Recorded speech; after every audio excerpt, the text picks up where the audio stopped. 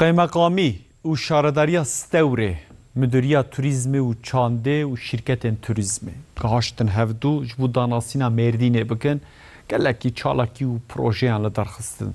Di çarçoveya bernameya pêşveçûn û danasîna Stewrê de gelek turîstên biyanî û yên xwemalî hatin navçeyê û li ciyên dîrokî geriyan. 11 turîstên xwemalî û yên em bijin biyanî hinek rû resmê wan piştî dibînin gera li Mêrdînê têr nebûn. Dikewerin em herin hafa wan û xeberdan û gotinê wan.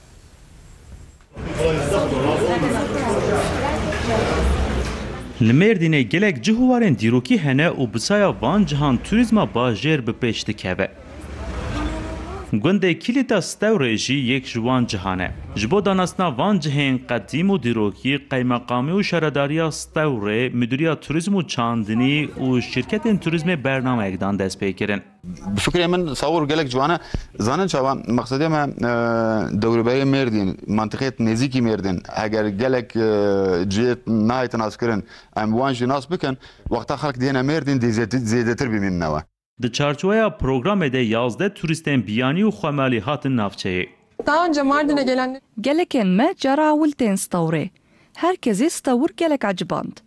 Ez pêşniyaz dikim bilawerin û vê derê bibînin. Mardin'in medeniyetler şehri oldu. Mezanî ku Mêrdîn bajarekî şaristaniyê ye. Lê dema ku mirov bi çavên xwe dibîne tiştekî cuda ye. Ez bûm heyrana Stewrê.